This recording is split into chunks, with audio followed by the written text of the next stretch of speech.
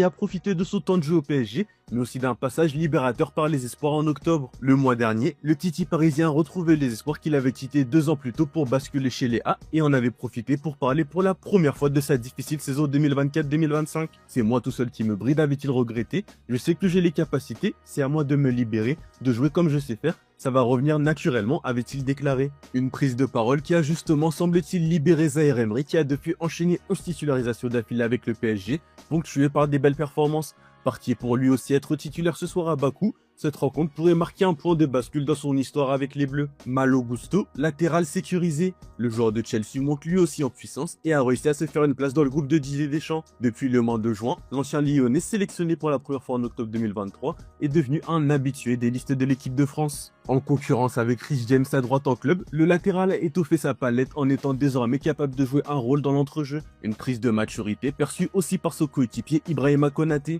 Je suis extrêmement content pour lui. Lors de son arrivée à Chelsea, je jouais contre lui, je voyais qu'il évoluait avec un état d'esprit de jeunesse pour montrer ses qualités techniques. Aujourd'hui, il est devenu beaucoup plus mature dans son jeu. Une bonne performance ce soir pourrait presque valider la place de Malo Gusto dans le groupe de la Coupe du Monde 2026. Lui aussi pourrait avoir scellé sa place après son gros match face à l'Ukraine jeudi. N'Golo Kanté en fin de contrat en juin prochain est courtisé par le Paris FC comme nous vous le révélions il y a quelques semaines. Interrogé sur un possible retour en Ligue 1, le milieu des Bleus a répondu positivement à cet intérêt.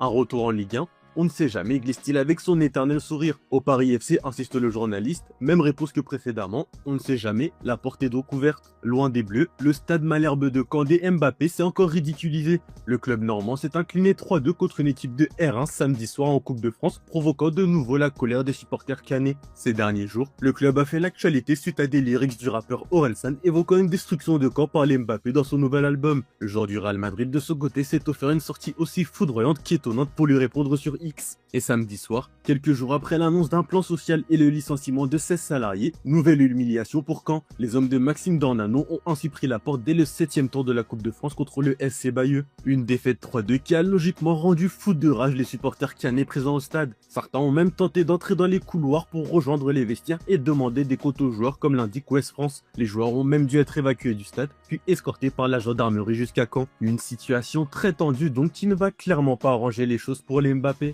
On part en Espagne où la Roja a quasiment validé son ticket pour la Coupe du Monde 2026. Mission accomplie, titre sport. L'Espagne s'est approchée d'une qualification quasi certaine pour le mondial grâce à une large victoire 4-0 face à la Géorgie sans Lamine Yamal. Pour As, c'est parti pour l'Amérique. La Roja a maîtrisé la rencontre dès le début. Oyarzabal a ouvert le score sur penalty, puis servi Ferran Torres avant d'aller planter un doublé. Zubimendi est l'autre buteur. Malgré la victoire de la Turquie contre la Bulgarie, il faudrait un scénario rocambolesque avec une défaite espagnole